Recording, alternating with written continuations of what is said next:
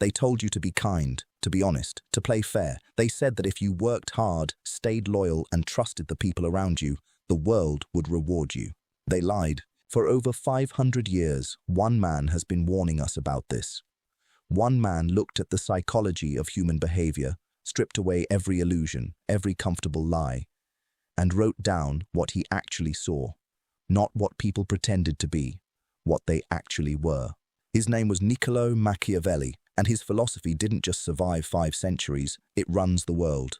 Politicians use it, CEOs use it, the most powerful men and women alive today use it, whether they admit it or not. And the people who don't understand it, they become its victims. Today, we go deep into Machiavelli philosophy, the real version, not the sanitized classroom version, the dark truth about power, human nature, and what it actually takes to survive and win in a world that doesn't care about your feelings. Don't skip this, what you're about. Before we begin, I want you to do something. Think of someone in your life who always seems to come out on top, someone who is not necessarily the hardest worker, not necessarily the most talented, not necessarily the most morally upright, but they win consistently. There's a reason for that. And Machiavelli philosophy explains it with surgical precision. Niccolo Machiavelli was a Florentine diplomat, historian, and political strategist who lived from 1469 to 1527. He wasn't a villain. He wasn't a monster. He was simply honest, brutally, dangerously honest about human nature in a way that made powerful people deeply uncomfortable. His most famous work, The Prince Machiavelli, was written in 1513. It was a manual, not for saints, but for rulers. A cold, calculated breakdown of what power actually requires. And when it was published, the church tried to ban it. Elites tried to suppress it, because it was true. By the end of this video, you will understand the dark psychology of power that most people never access. You will see the world differently, you will understand people differently, and you will understand yourself differently. This is not theory. This is the operating system of power itself. Let's begin. He wrote that men are by nature ungrateful, fickle, false, cowardly, and covetous. He didn't write this to be cruel. He wrote it because understanding human nature, really understanding it, is the first requirement of power. People will love you in prosperity and abandon you in adversity. They will praise your generosity when times are good and curse your name when the winds change. This isn't cynicism. This is observation. Think about what modern psychology confirms. Studies in behavioral economics reveal that humans are wired for self-interest above almost everything else. The concept of loss aversion shows that people will work twice as hard to avoid losing something as they will to gain something equivalent. People don't respond to what is. They respond to what they perceive. Their loyalty is not to you. Their loyalty is to what you represent to them in this moment. Change the moment, change the circumstance, and the loyalty shifts. Machiavelli saw this in the courts of Renaissance Italy. He watched princes rise and fall. He watched men be celebrated as gods and executed as traitors within the same decade. He took notes. The dark psychology of power begins with this foundational truth. You cannot build your strategy on what people should be. You must build it on what they are. But here's what most people never realize. Machiavelli wasn't teaching you to be heartless. He was teaching you to be undeceived. And those are very different things. Stay with me, because understanding this distinction is what separates the powerful from the perpetually disappointed. What he actually said and what was buried. Core. Point: The Prince Machiavelli is not a book about being evil. It is a book about being effective. There is a monumental difference. Machiavelli was writing to Lorenzo de' Medici, trying to get his job back after being exiled and tortured. He wrote this book as a demonstration of his strategic value, and in doing so, he laid out timeless principles of power that no one before him had been willing to put on paper. The central argument of the Prince Machiavelli is this: in politics and in life, the ends often determine the means. A ruler who is seen as good but cannot hold power is useless. A ruler who can hold power, even through uncomfortable methods, serves his people more effectively than a weak idealist who loses everything. He introduces 2 archetypes, the lion and the fox. The lion has strength but cannot avoid traps. The fox can avoid traps but lacks strength against wolves. The ideal ruler, the ideal strategist, must be both. They must know when to use force and when to use cunning, when to be visible and when to be invisible, when to appear merciful and when to be ruthless. He also draws a crucial distinction between fortune and virtue. Fortune, he called it fortuna, is the river of circumstance, chance, and external forces. Virtue, virtu, is not moral virtue. It is strategic strength, the capacity to act decisively, intelligently, and powerfully when circumstances demand it. Machiavelli believed that great men and women don't simply react to fortune. They build dams, they prepare, they shape circumstances in advance. They understand that fortune favors the prepared, the bold, and the relentless. This is where everything changes, because Machiavelli wasn't just describing rulers of the 15th century. He was describing every boardroom, every relationship, every negotiation happening right now, today. This next section is critical. Don't skip it. We're going into the psychology of perception and why what you appear to be is more powerful than what you are. The most dangerous principle in Machiavelli philosophy. Here is a line from Machiavelli philosophy that will permanently change how you see the world. It is not necessary for a prince to have all the good qualities, but it is very necessary to appear to have them. Read that again, slowly. It is not reality that governs how people treat you. It is perception. The story they tell themselves about who you are determines everything: their loyalty, their trust, their fear, their cooperation. Modern psychology of human behavior validates this completely. We know that first impressions are formed within milliseconds. We know that confirmation bias means people filter all future information through the initial story they build about you. We know that the halo effect causes people to attribute positive qualities to someone they perceive as competent, confident, or powerful, even without evidence. Machiavelli understood this intuitively. He advised that a ruler should appear merciful, faithful, humane, sincere, and religious. Not necessarily be these things, but appear to be them. Because most people, most of the time, do not look past the surface. They respond to signals. This is why image management is not vanity, it is strategy. The way you dress, speak, carry yourself, and frame your actions are not superficial concerns. They are the levers of power. They determine how others categorize you, whether as someone to be respected, feared, used, or discarded. The dark psychology of power recognizes that the world is a theater, and the powerful are the ones who understand they are always on stage. They curate their narrative deliberately. They never let others write their story for them. But here's the trap that destroys even intelligent people. They mistake authenticity for strategy. They believe being real is enough.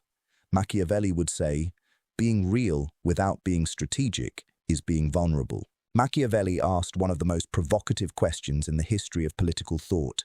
Is it better to be loved or to be feared? His answer, which shocked people then and still makes them flinch today, was this: it is safer to be feared than loved.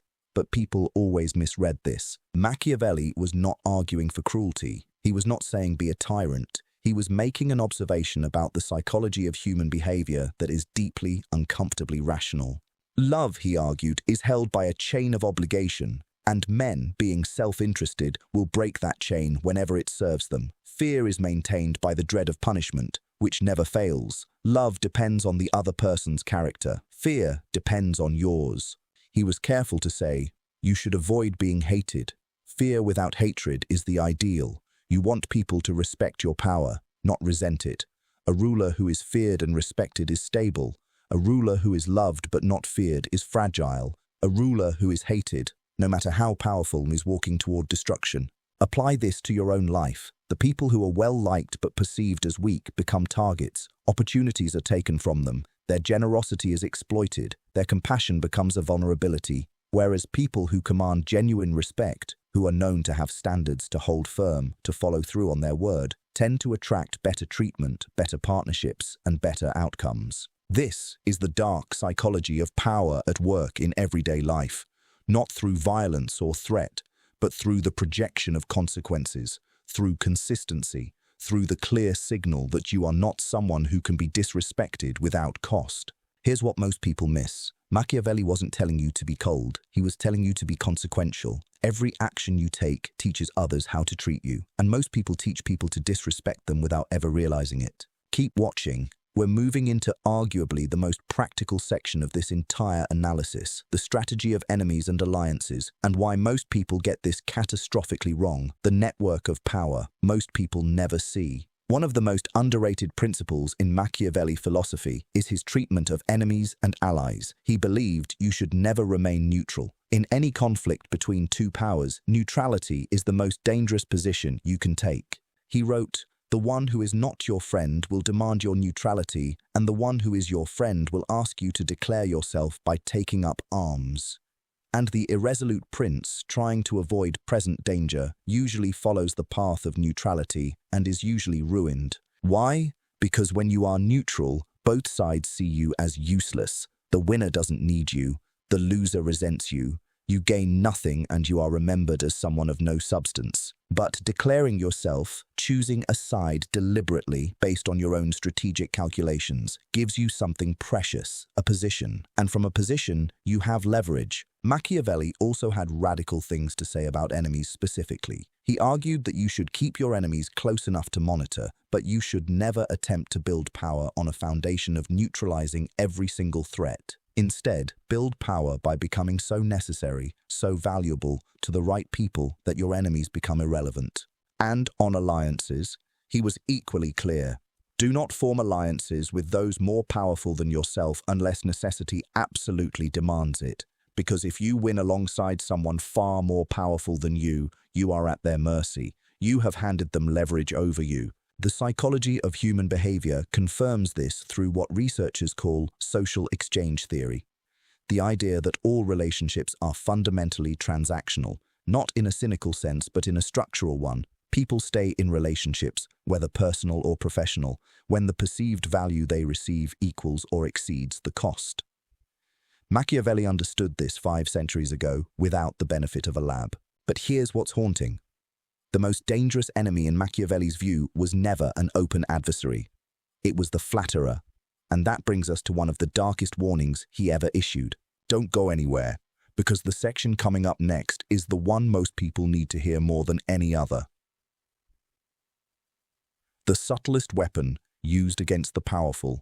In The Prince Machiavelli, there is an entire chapter on flatterers, and Machiavelli treats them with the kind of alarm that he reserves for the most serious threats a ruler faces. He wrote that courts are full of them because men are so pleased with their own opinions that it is difficult for them to defend themselves from this plague. The only remedy is to let people know that they will not offend you by telling the truth. This is a sophisticated understanding of what modern psychology of human behavior calls the sycophancy trap. When you have power, or even just status, people around you begin to filter what they tell you. They tell you what you want to hear. They reflect your ideas back to you with approval. They amplify your confidence and quietly bury your errors, and it feels incredible until reality arrives. Machiavelli prescribed a specific antidote.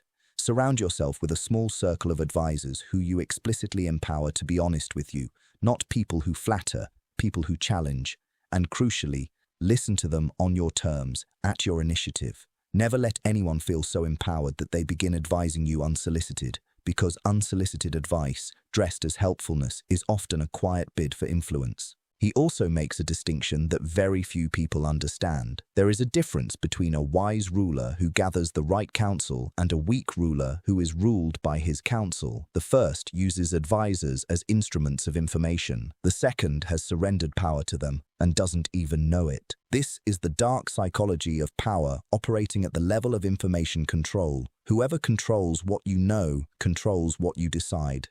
Machiavelli wanted rulers to own that process completely. Here's what I want you to sit with. In your own life, right now, who are you listening to?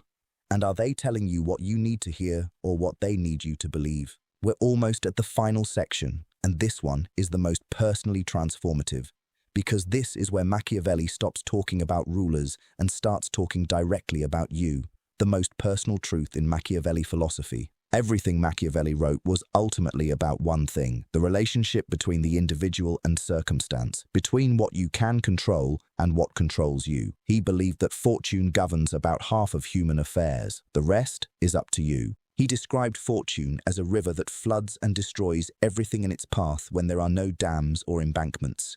But people who prepared, who built those embankments in advance, are protected when the flood comes. This is the most modern, the most actionable insight in all of Machiavelli philosophy. We cannot control markets, crises, betrayals, accidents, or the behavior of others, but we can control our preparation, our positioning, our discipline, our clarity of mind and purpose.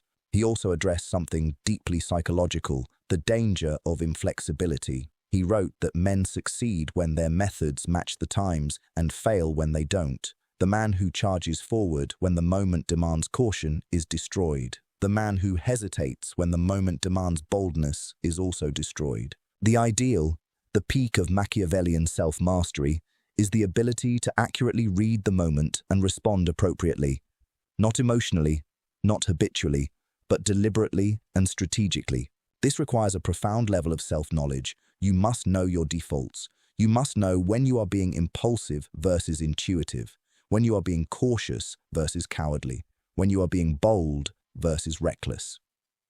The psychology of human behavior, most relevant to Machiavelli, is not the study of others, it is the study of yourself. And this is where the Prince Machiavelli transcends politics entirely. Because whether you are navigating a corporation, a relationship, a creative career, or a personal crisis, the principles are identical. Read the terrain, know your nature, act with virtù, with strategic strength, build your embankments before the flood.